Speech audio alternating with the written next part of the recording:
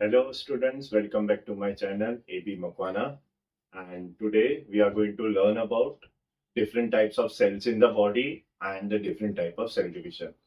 आज का ये जो वीडियो होगा, लेक्चर होगा, this is specially for 11th standard science students, the first year of bachelor of pharmacy students and the first year of diploma pharmacy जिनको human anatomy and physiology है. Why? Because ये एक introductory lecture है cell पे, in fact cell division पे और cell के types in our body.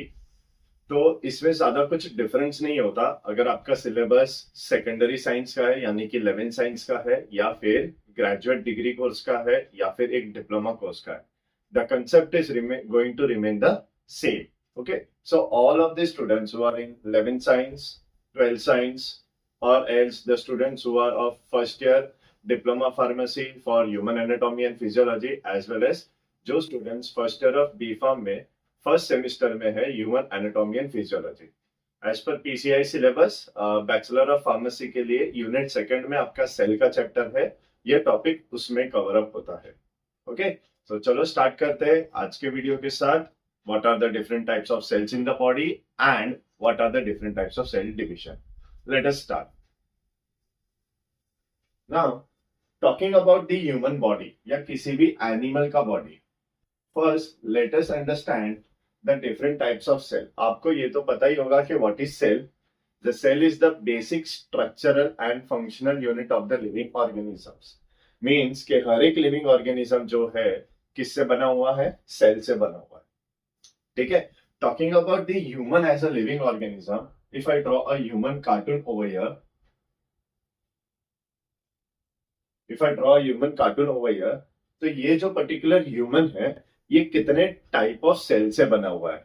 Your answers would be in terms of trillions and billions. But students, मैं ये नहीं पूछ रहा हूं कि कितने सेल से बना है. माय क्वेश्चन इज कि ये कितने टाइप ऑफ सेल से बना है. So to answer the question, all the living organisms which are there, they are just made up of two types of cells. हमारे बॉडी में सिर्फ दो टाइप ऑफ सेल होते हैं. One which is called as somatic cell and the another which are called as germ cell.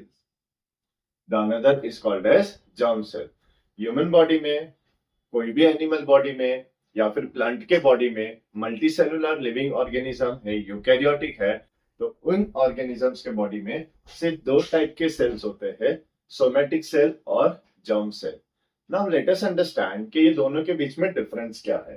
C, somatic cell क्या काम करता है और जर्म सेल क्या काम करता है. बॉडी की सारी characteristics,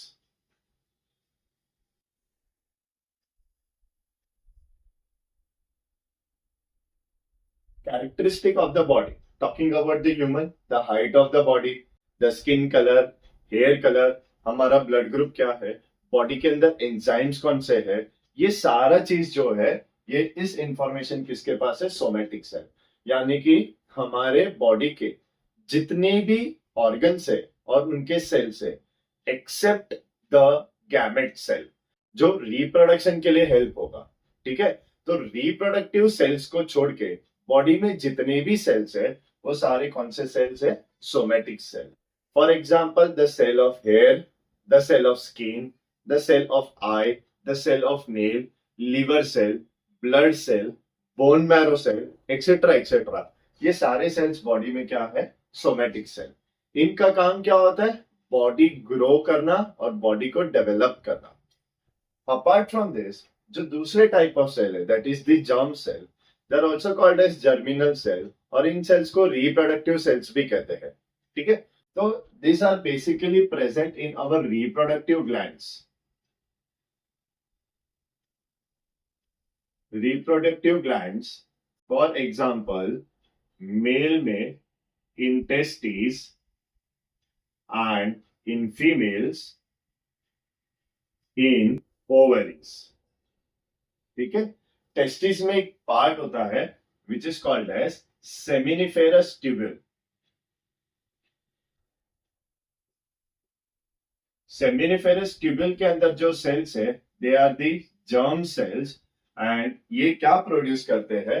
germ cells which are there, यहाँ पे they produce the sperm cell, the cell required for the process of reproduction. Similarly, ovaries में भी present होता है germinal epithelium. Germinal epithelium, it produces ovum cell. Rather than producing, it helps in the maturation of the ovum cell. So, reproductive glands में the cells which produce sperm cell in male and ovum cell in female, such type of cells are called as germ cell. इनका क्या काम है? Germ cell का function क्या है? Germ cell का function है कि जो प्रेजेंट ऑर्गेनिज्म है उसका जो नेक्स्ट जनरेशन आएगा उसमें वो सारी कैरेक्टरिस्टिक्स को ट्रांसफर करना. So the genes related to the complete human body, the complete organism body are present in the germ cell, and these cells are going to participate in the production of reproduction to transfer the characteristics from one generation to another generation. Okay, so I hope your understanding is clear कि human body में या कोई भी multicellular living organism के body में there are two different types of cells. One is called as somatic cell and the another one is called as the germ cell. Somatic cell body के characteristics के लिए responsible होता है और germ cells are the reproductive cells जो genetic information को, characteristics को one generation to another generation pass on करते हैं. Okay, that's it. अब ये क्यों जानना जरूरी था? The type of cell is necessary to understand the another topic which is the cell division. Cell division के टॉपिक को समझने के लिए हमें यह जानना जरूरी है कि what are the different type of cells. So let us start with the another topic that is cell division.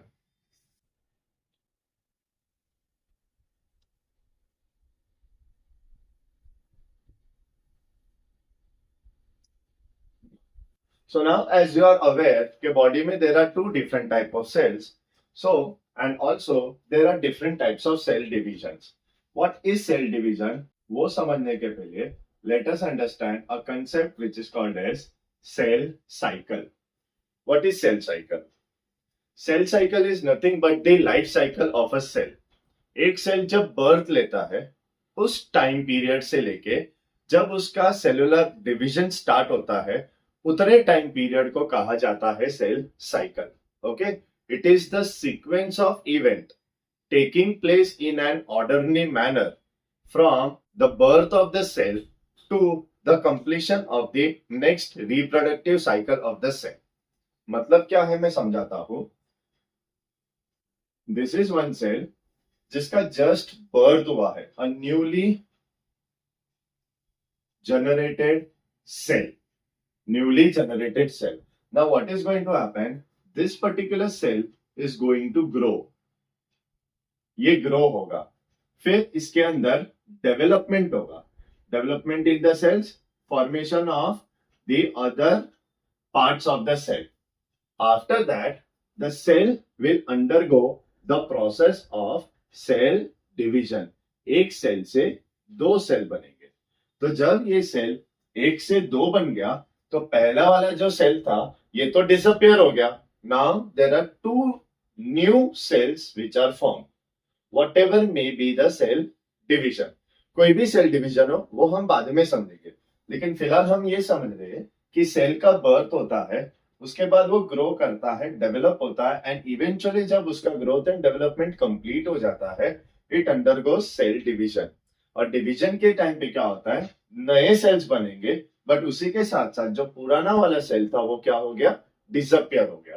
तो यहां से लेकर के यहां तक का जो टाइम पीरियड है, बर्थ से लेके कंप्लीशन ऑफ सेल डिवीजन तक का जो टाइम पीरियड है, that is called as cell cycle. इसे क्या कहते हैं, सेल साइकिल कहते हैं. ओके, ये जो सेल साइकिल है, देखो ये ज्यादा कॉम्प्लिकेटेड टॉपिक नहीं है. जैसे हमारा लाइफ है ह्यूमंस का, ह्यूमन का जब बर्थ होता है तब हम उसे क्या कहते हैं, नियोनैट कहते हैं. A newly born baby is called as neonate. जब वो 1-2 महीने का हो जाता है उसे कहते हैं इन्फेंट. जब वो और बड़ा हो जाता है तब उसे हम लोग कहते हैं टॉडलर. जब वो 4 पैरों पे ऐसे चलना सीखता है तब हम उसे कहते हैं टॉडलर. टॉडलर से जब वो ग्रो होता है, स्कूल जाना स्टार्ट करता है, उसे हम लोग कहते हैं adolescent. 5th standard 6th standard का जो बच्चा होता है, फिर वो ग्रो होता है 10th standard 11th standard 12th standard में आता है, उसे हम लोग कहते हैं टीन एजर। फिर उसका जब 18 ईयर्स होता है, at that time the person is called as an adult. और जब वो 60 क्रॉस कर जाता है, तब हम उसे कहते हैं बुढ़ापा, जिसे इंग्लिश में कहते हैं जेरियट। फार्मेसी में उसे कहते हैं जेरियट। ओके, तो ये हमारे लाइफ के अलग अलग फेजेस है, जिसमें हम अलग अलग फंक्शंस परफॉर्म कर रहे हैं। बर्थ से लेके डेथ तक का जो टाइम पीरियड है, उसे हम लोग कहते हैं ह्यूमन लाइफ साइकिल। वैसे ही सारे ऑर्गेनिजम्स का लाइफ साइकिल होता है। सिमिलरली उसी तरीके से सेल के बर्थ से लेके उसके डिवीजन कंप्लीट होने तक का जो टाइम पीरियड है, उसे क्या कहते हैं? Cell cycle. ये जो सेल साइकिल है, this cell cycle is divided into 2 periods. Cell cycle को 2 पीरियड्स में डिवाइड किया गया है। One is called as interphase and the another one is called as M phase. Cell का जो लाइफ साइकिल है, इसको 2 पीरियड्स में हम डिवाइड कर सकते हैं। One is called as interphase and another one is called as the M phase. So what happens in interphase? In interphase, inter का मतलब है interval. It is the interval phase between 2 consecutive cellular replication. 2 बार देखो, अभी जैसे ये cell का cell division इधर हो गया, फिर अभी ये वाला पर्टिकुलर सेल क्या करेगा? ग्रो करना स्टार्ट करेगा, डेवलप करना स्टार्ट करेगा, और इसके बाद इसका फिर से सेल डिवीजन होगा। तो ये सेल डिवीजन से लेके दूसरे सेल डिवीजन तक के बीच में जो इंटरवल है, उसे क्या कहते हैं? इंटरफेज। ये फेज इंटरवल जरूर है, लेकिन ये आराम करने वाला फेज नहीं है सेल के लिए। This is the phase of growth and development of cell. This is the phase of growth and development of the cell. एक बार सेल का ग्रोथ एंड डेवलपमेंट कंप्लीट हो गया, उसके बाद उसका नेक्स्ट फेज स्टार्ट होता है, that is called as M phase. तो यहां पे एम का मतलब है multiplication. The multiplication phase, the cell is going to multiply. अब वो 2 में मल्टीप्लाई होता है या 4 में मल्टीप्लाई होता है, वो बात की बात है, that we are going to study. But यहाँ पे फिलहाल इसका मतलब समझ लो। एम फेज का मतलब क्या है? Multiplication phase. सेल ने अपना ग्रोथ कंप्लीट कर लिया, उसका कंप्लीट डेवलपमेंट भी हो गया। Now it is the time to give birth to another cell. So at that time this particular phase will be called as M phase और multiplication phase. Okay, so I hope now it is clear what is the meaning of cell cycle, what are the different periods of cell cycle, interphase and M phase. In interphase, what is the meaning of interphase and what is the meaning of M phase? आगे बढ़ते हैं with another topic कि interface क्या होता है और उसके अंदर डिफरेंट फेजेस कौन से हैं।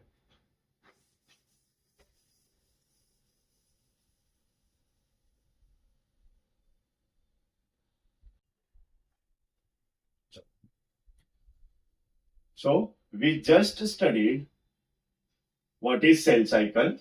In cell cycle, we now know that there are 2 different periods. One is interphase and the second is the M phase.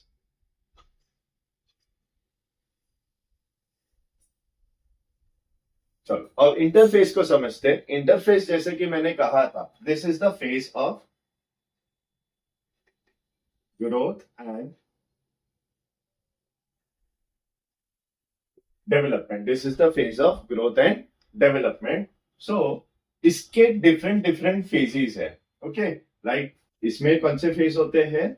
G0, G1, S and G2.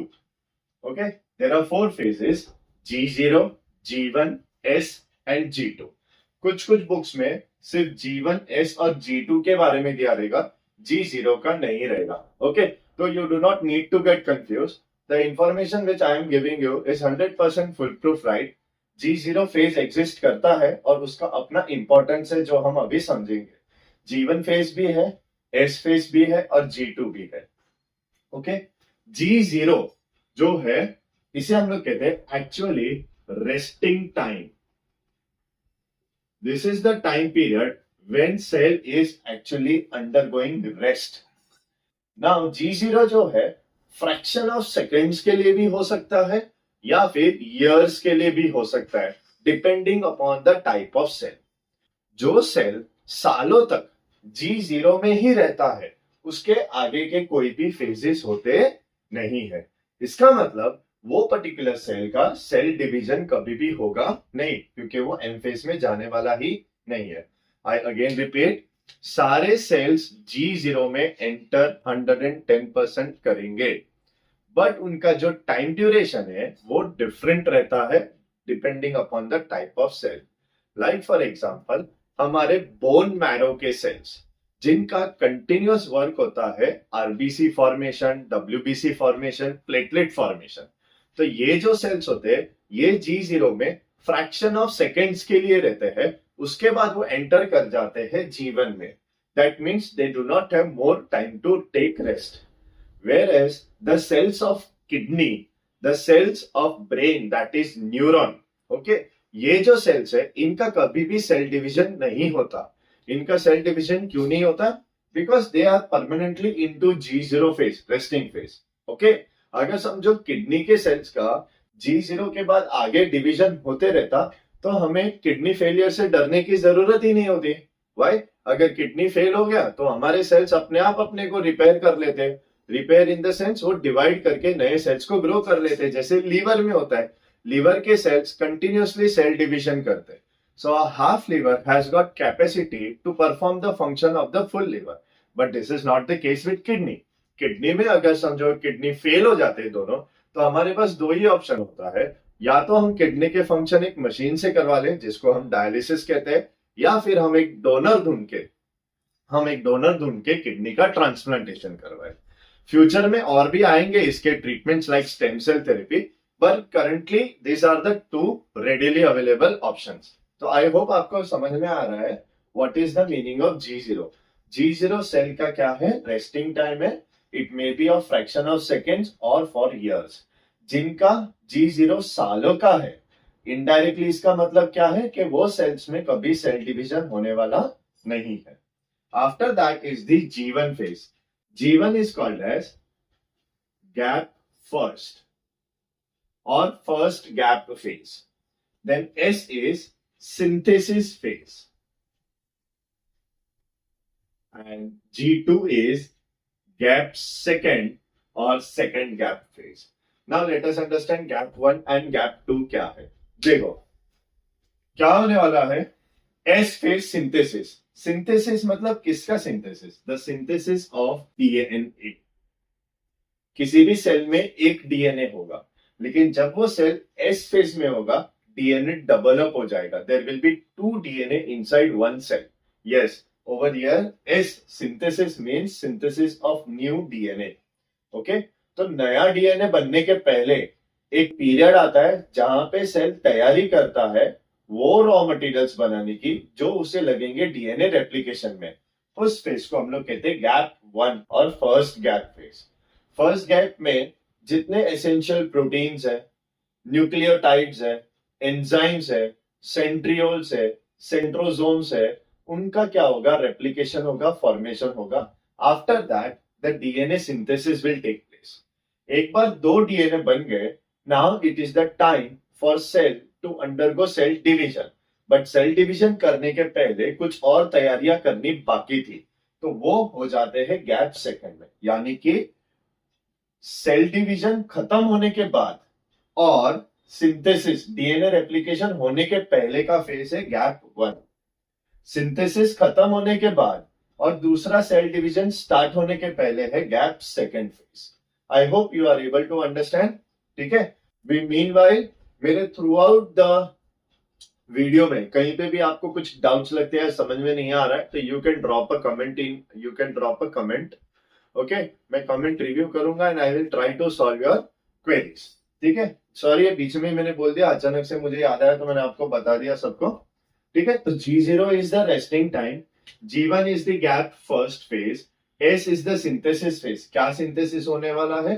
DNA is going to get synthesized, and G2 is the gap second phase. After that, over here what has happened? See, यहाँ पे क्या हो गया? एक cell था जिसका just birth हुआ था. ये सेल ने क्या किया? सेल का ग्रोथ हुआ. The cell has now grown.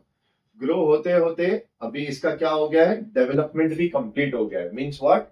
This particular cell has got all the essential things that would be required to undergo the process of cell division. So after this, now this cell will move ahead with the M phase, and you guys already know what is the meaning of M phase. M is the multiplication phase. M phase का मतलब क्या है? Multiplication phase. अब multiplication phase कैसे होता है? There are two different types. Okay, simply अगर मैं मल्टीप्लीकेशन कहूं तो इसका दूसरा सिनोनिम हम ले सकते हैं cell division. The another synonym that we can use is cell division. So cell division are of two types. दो में से किसी एक तरीके से सेल का डिवीजन हो सकता है. And what are these two different types? ये 10th स्टैंडर्ड में भी आपने पढ़ा होगा. The two different types of cell division are mitosis and meiosis. Two different types of cell division are mitosis and meiosis. Actually, or technically, if we'll see, mitosis and meiosis are a type of nuclear division. के cell के अंदर का nucleus किस तरीके से divide होने वाला है. Now you might be thinking कि सेल डिवीजन से सर न्यूक्लियस पे कहां पे आ गया. अंडरस्टैंड बच्चों, एक बेसिक चीजें समझो. You all already know that nucleus is the king of the cell. Cell के अंदर जो भी एक्टिविटीज हो रही है वो सारा रेगुलेट कौन करता है? न्यूक्लियस. एकदम प्रॉपरली कहेंगे तो न्यूक्लियस के अंदर का डीएनए और डीएनए पे जो जीन्स लोकेटेड है वो. ठीक है. अब अगर समझो दो सेल बनाने हैं तो पहले हमें दो न्यूक्लियस बनाने पड़ेंगे. जब तक एक नया न्यूक्लियस नहीं बनेगा तब तक दूसरा जो नया सेल बनने वाला है उसका रेगुलेशन कौन करेगा? राइट. इसके लिए सेल को डिवाइड करने के पहले ये जरूरी होता है कि न्यूक्लियस डिवाइड हो जाए, और न्यूक्लियस डिवाइड होने के पहले ये जरूरी होता है कि डीएनए डेवलप हो जाए. तो डीएनए का डबलिंग तो एस फेज में ही हो गया. अब टाइम है न्यूक्लियस को डेवलप करने का. एक बार न्यूक्लियस डेवलप हो जाएगा तो फिर क्या हो जाएगा? Cell will also develop. Right. तो mitosis and meiosis we refer it as cell division, but these are actually two different type of karyokinesis. Karyokinesis means nuclear division.